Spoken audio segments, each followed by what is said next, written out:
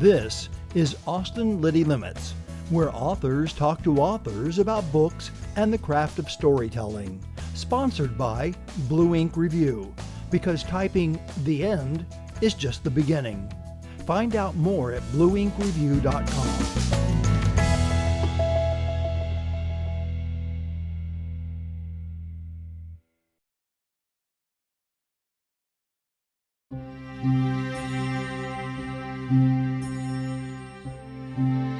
Craig Garnett has been the owner and publisher of the Uvalde Leader-News since 1989 and won dozens of awards for his weekly editorials and columns.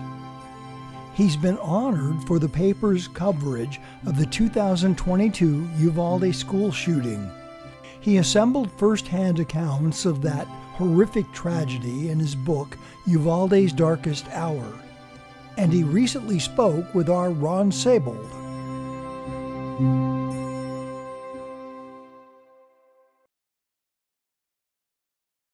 Craig, thank you for being with us. I would just like to start by saying, how did you approach the idea of moving the journaling that you did into creating a book? Well, first off, thank you for having me. It's a real honor to be on this program, where I think I'll be engaged with authors and others, perhaps. It's strange to me now to see my name with an author in front of it. I'd never dreamt that would happen. So the fact is that when I was doing this journaling, which was not, it was not hugely in depth.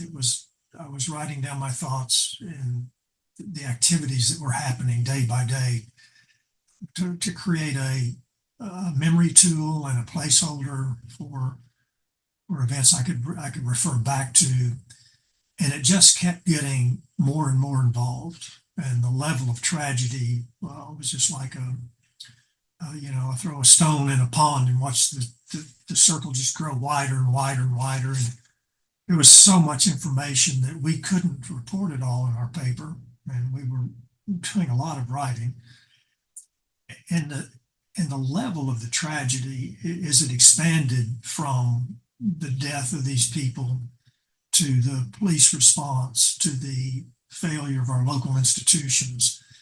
I felt like it had to be a book. I had to record this for our community, for people to understand how this all unraveled from beginning to end, or at least to the end I got to with my writing, because you have to put a period on it at some point and send it to the publisher, but it's been going on ever since. So that's why I wrote. That was my segue into creating a book. Did you have any aspirations about making a book in your career before this happened? Well, creative writing has always been a hugely important part of my writing, and I write commentary every week in the way of a column. I also write almost all of our editorials. So in my column, I love to explore the fun side of things and to write as creatively as I could. So, sure, I've written 2 books of fiction that are sitting on a shelf, and they'll sit there probably long after I'm gone. But yeah, just putting words together has always been really important to me in a way that makes people feel like they've lived it or seen it or tasted it or touched it. Tell me a little bit about the idea of using nonfiction as a lever into creativity. Now they've got something called creative nonfiction, been around for a while. Yeah. Did you feel any more or less entitled or empowered by knowing you were working from things that actually happened when you were being creative with your writing? Yeah, I mean, you have a narrative that you don't create. And as you know, in creative writing, that's the challenge, is to pick out a storyline and the narrative that moves it forward. And in this case, it was moving itself in the way of the actual facts of the day and as they unfolded. So I had the narrative, but I I felt like I needed to make these people come alive, for people to appreciate, have empathy for the families of victims and the survivors and all the players. So I could use some of my interest in creative writing to inject that into the narrative. When you were writing about the elements of the story as they unfolded from time to time, event to event, did you feel like there was something that you might want to pass over or leave to the side, or perhaps write shorter? Um, I understand it was all charged material. Were there parts of the book where you said to yourself, I'm going to have to rest up before I write that section?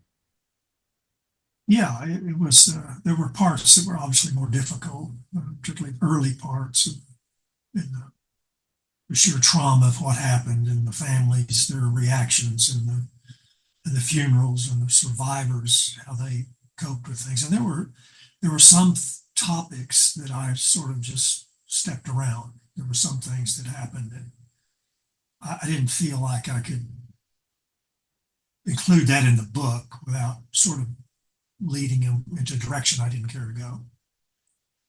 So while people think that they can write nonfiction in a creative way, it sounds like you're telling us there are still choices to be made about what goes into the tale. Absolutely. Yeah. Absolutely. Yeah. When you were writing the book, were you thinking about an audience for it?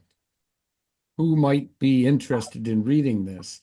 I mean, sure, the world, yes, but if you were to imagine your readers, did you have anybody in mind?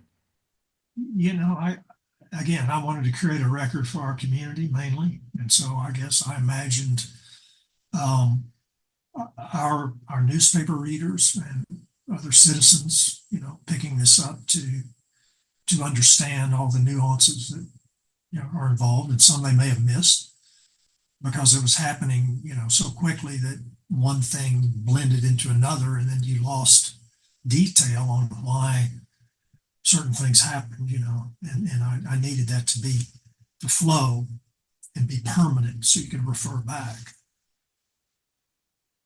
One of the remarkable things about the book is the way you keep yourself out of it, which is really good journalism and newspapering. And I'm wondering if there was a moment in there where you felt like you needed to at least acknowledge that you were on the scene. I mean, you did, but not so much in a first person pronoun kind of way. Was there ever any temptation to do that, or did you know you were the steward of the story, for lack of a better term? To be the storyteller without being the player.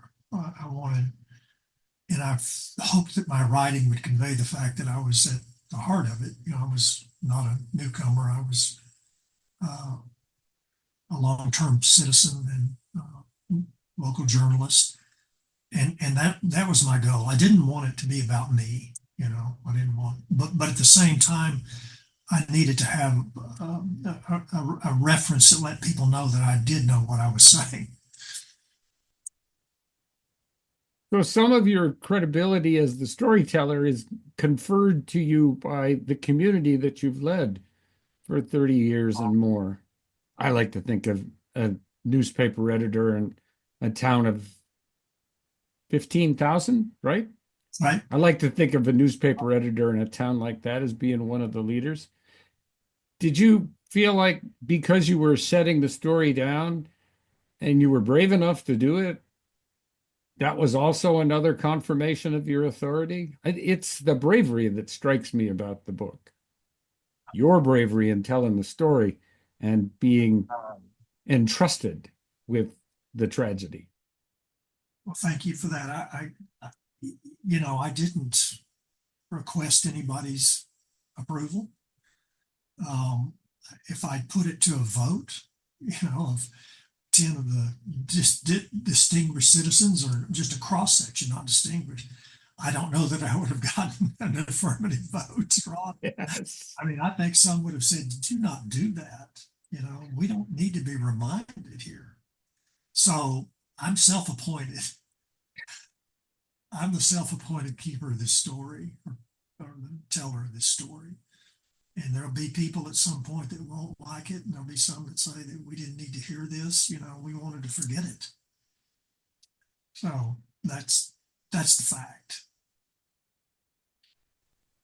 Tell me how news writing and all those decades of it helped in creating the book. There's usually a lot of words across a territory like that, and Well, books are bigger than newspapers in many ways. Tell me a little bit about how the crossover might have helped you. I think I think the discipline of writing is always there. I mean, it's the discipline, being willing to spend the time to put words together in a way that is credible and flows. And so that practice over 40 years was certainly helpful. The routine of writing and the routine of listening and trying to get the story right, trying to hear all the particulars and put them in an organized way. It helped me immensely to have had that experience. Did you have a time of day that you came to the work regularly, or was it the kind of project that called to you and then you had to put down what you were doing? Yeah, I wrote at all kinds of different times. I mean, when I felt like something was moving that needed to be captured in that moment, then I would write it down. Sometimes I wrote on this computer I'm looking at now. Sometimes I wrote on my iPad, often on my phone, in a waiting room or on an airplane, or it would just depended on where the time made itself available and the mood. So talking about writing this on a phone then leads me to this, it's sort of subtext in the story about how when this happened, the newspaper was not online foot first. Mhm. It was paper foot first, which of course is how many small town papers have always been run. It sounds as if you've got an affinity personally for being able to adopt a new medium like writing on the phone that helped you push the newspaper into more online reporting on this topic. Do I have that right, or did it work out something differently? Well, prior to this, I didn't write much on my phone, and I didn't, I wrote a lot on my iPad, columns and editorials and things like that I could sit in my easy chair at home and do. But it was this tragedy itself that really, was the catalyst for us to go full blown into digital first. Because I mean, in the aftermath, the national reporters and the state reporters were breaking these stories, every minute, and it was available for consumption right then. And so we knew that we had to become digital first, even have any value for readers, and we began that pretty quickly. We still, kept at that time we had two papers. We had a Thursday and Sunday paper. Right. Yeah. So, but it came to be very clear that we weren't going to be breaking news in a print paper. It's an interesting thing because on one hand, no one really expects you to be first up like that. If you've operated on a twice weekly schedule. On the other hand, everybody would probably want it at that point. Yeah, I mean, people are creatures of habit, and they would get their Sunday paper, Thursday paper, and sit down and enjoy it. I mean, the readers we have left, we've got a third of what we had 10, 15 years ago. But they continue to want the print product, and that's why we keep doing it, and will as long as we have a readership that wants to read their paper, holding it. But that's not, we all know that's not the future. It's the phone, and it's mobile, and it's across all the social networks. Are those habits then of writing that you've retained, the alternate writing from the phone or writing from the pad? They've just become a part of your process now? Absolutely. I do probably 80% of it that way. Do you think that's changed the way you write? In a way it has. In a way I'm more thorough. because I get it down in a comfort zone, and I can reread it at any time. I can pick that up wherever I am and proof it. I get a lot more views of what I've written than I used to. So one of the things that is different, obviously, is the lifespan of a book versus the lifespan of a newspaper. And I wonder if you had a thought about that you were entering into a much longer contract with the story because you were working in book form when you came to understand it was a book. Did that impress some difference on the way you were telling the story, knowing this Well, might be around a long time?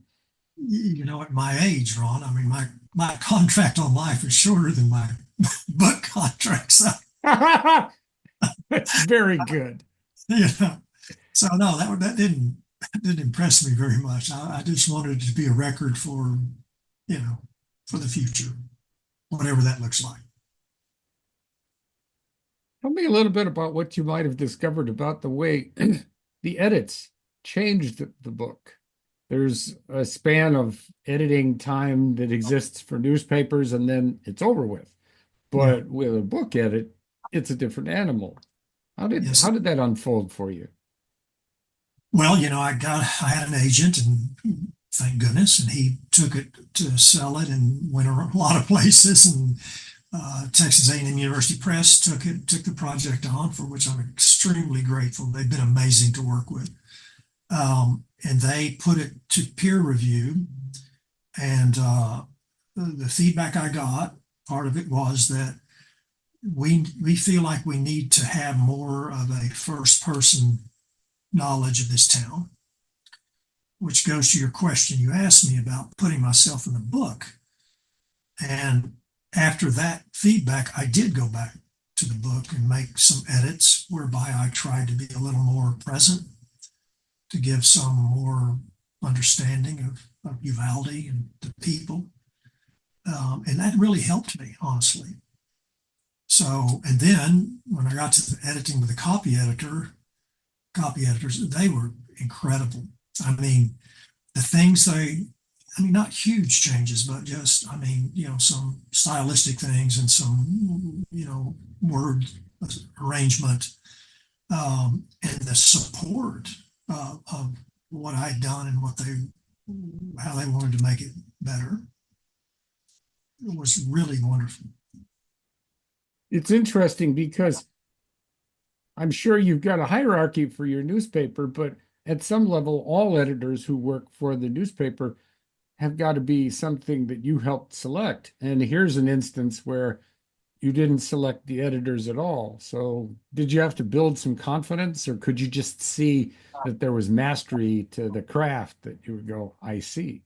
Yeah, and let me back up a minute, because my editor here, my managing editor, was a copy editor to begin with. She and our assistant editor both read the manuscript entirely, and made suggestions. I mean, talk about fact checking. These women are brilliant, and their memory, they'd been here through the whole thing. So I bounced this stuff off of them right and left before I ever turned this over to anybody outside of our building. So I had a really wonderful experience with them.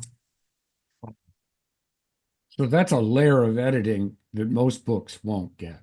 Yeah, it was edited about 10 different times, and well, 10, but many times, um, because there's a lot of information, there are a lot of meetings, a lot of names, a lot of things that we wanted to get right, if that makes sense. Yeah, absolutely makes sense. And so now you measure that against the drumbeat of whatever the deadline was, and people had to work that work into the rest of what they were doing for the newspaper. We did. Yeah.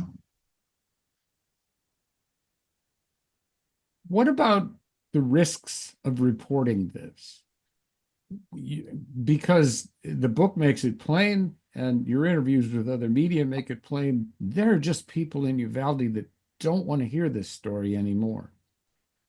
And I'm sure it feels to me like you were aware of that even while you were writing the book. How did you face that risk and overcome it? Was it a sense of duty or something else? Yeah, it was a sense of duty, and I just felt compelled. I mean, I felt like this story, the various tragedies had to be told in the truest sense that I could bring to the subject. And that was our newspapers reporting. That was, we lived it, and we all concurred that what I put in the book was according to what we understood to have happened. Others in the community have a different point of view, do have. And you're right, some, no doubt, as I said earlier, that they'll resent the book as an intrusion into what they feel like should have been left alone or let go of. Moving on means a lot of things to a lot of people. And I don't know. I'm wondering if you knew that your book was going to be part of the remembering part of moving on. I thought it would. I hoped it would. I mean, I think, you don't heal without a full understanding of the story. And I hope that's what I brought to it with the book, my contribution. Tell me a little bit about the sources for the dramatized, maybe not the right word, the sources for the scene work in there. I was especially struck with something up in chapter 3 when you were describing the celebration that was going on at the school Mhm. and the sisters talking to each other and just having that dialogue in there in that scene. Were you aided in some way by a reporter or maybe even a parent who was there and heard that? And did Yes, you take notes at the time or? the um, the young woman that I interviewed who was there that day, Ariana, yes, who was a senior that year. She supplied me with a lot of that conversation. Um, there was some other reporting, might have been the New York Times, that had gathered some of that, and then I had also sat in on an interview with McKenna Elrod's mother and father, stepfather, where they talked about the school, and so it came from a variety of places, that that story, that chapter about celebration. So you're writing about an act of evil, and it's certainly more evil than what Greg Abbott was able to describe. And so I'm wondering where you got the reserve to be able to stay as even-handed as you did about the acts that day. I think now I'm probably talking about the shooter section, Yeah, and there'd be a natural instinct to want to, if not demonize, at least make things more truthful than how they were represented. Talk a little bit about any struggle you might have had in there to stay even-handed. yeah, it was hard in many places not to let anger creep in. And I don't think I succeeded in every place in holding that back, which is okay too. But there was more of it there's more of it that's presented in the book. There was more of a sense of anger and sadness and just, uh, yeah, sheer the sheer trauma of the impacts on people, the families of victims, and those survivors. That story goes on, and it's incredibly hard. Did you hope while you were writing it that someone might thank you for the effort afterward? You don't get a lot of that in the newspaper business. They expect you You to know, be there like the lights come on. well, you better be a greeter somewhere if you expect thanks. It's not. It's not. It's not here. That's not true. We have a lot of supporters in the community who tell us every day that they're grateful for how we've reported this. And I've had great feedback on the book. People who've read the book have been very appreciative and flattering. So does that feel good? yeah, I can't tell you it doesn't feel really good and affirming. But it wasn't the motivation, that's not why we do it. Because the other side of that is the people who regret that the book was written at all, Yeah, and it was painful enough for them. And that's the history of books everywhere. sure. They're going to bother somebody one way or Absolutely. another. Any book about a tragedy is going to be viewed in different lights. Yeah. Yeah. Tell me how the hope helps you serve Uvalde going forward. Is there hope in this story that you rely on? I thought maybe if you're in your 70s and something like this happens and you do this book and it could be valedictory, and then you're going, okay, I can move on. But it's clear you still have the drive and desire to serve Uvalde. So how does hope play a role in that for you? I think you want to see a better day for your community. I mean, this is a wonderful place. It's why I moved here, 42 years ago, because I fell in love with the resources, the people, the town, the culture, the Latino culture, every bit of it, and it's still here. And I'm not about to give up on that, And I believe that our paper is at a point where I can be helpful because of my experience. And I think if I can help move it to a place of sustainability, a better place, then I should do that. And you know, I I don't have another job or another hobby that's beckoning to me. I'm not going to go fishing or golfing. Those are great things. I've done plenty of those. Yes, yes. So, is there another book in you after having created this one?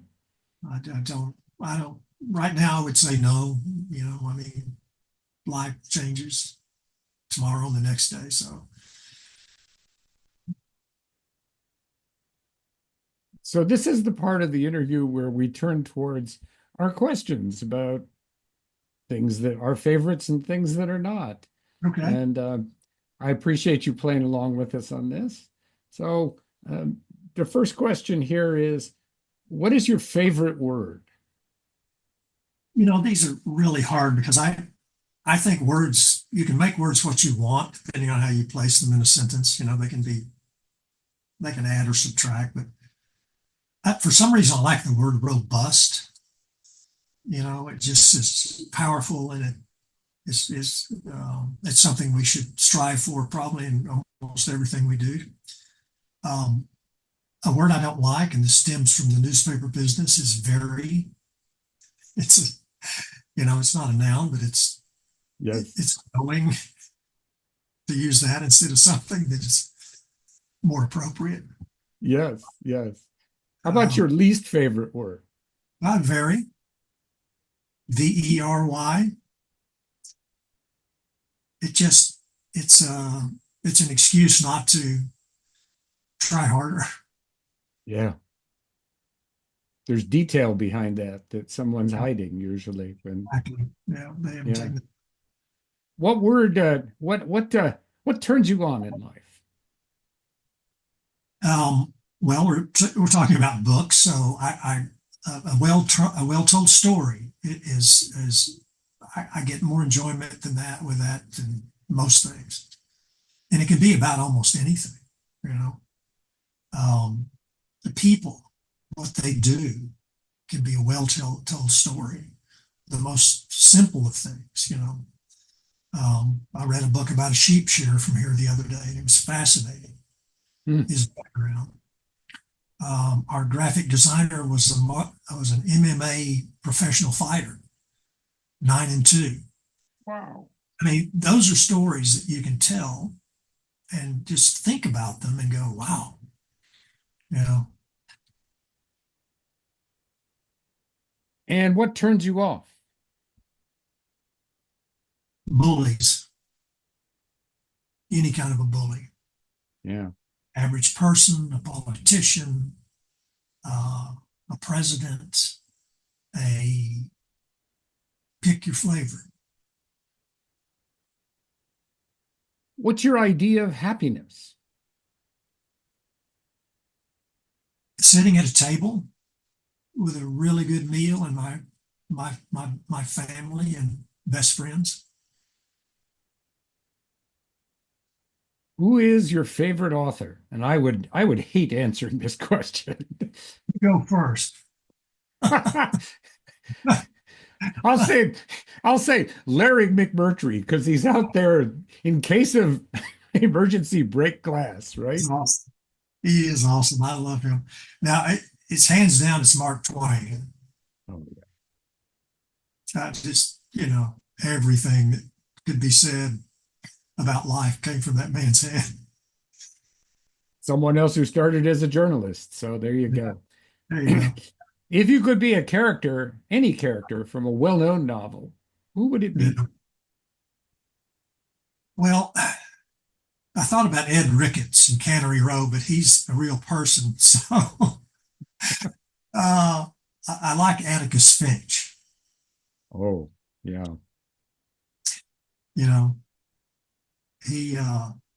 Yeah, I like him. What profession other than your own would you most like to attempt? I, I, I think I would like to have been a bush pilot. That's a great answer. How about the profession you would least like to attempt? This is easy. Plumber.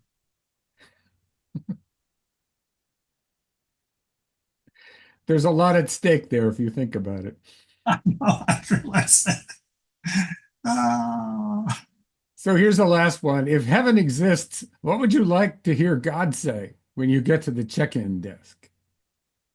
I hope this is a one-way ticket.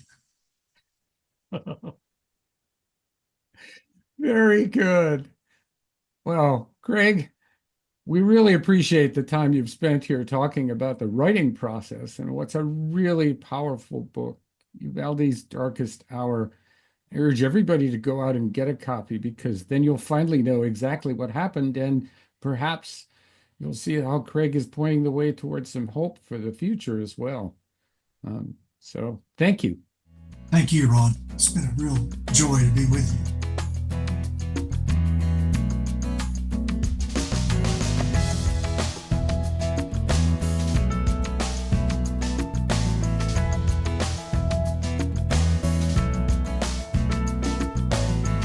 This has been a presentation of Austin Liddy Limits, made possible with help from our good friends at Blue Ink Review, where typing "the end" is just the beginning. Find out more at blueinkreview.com.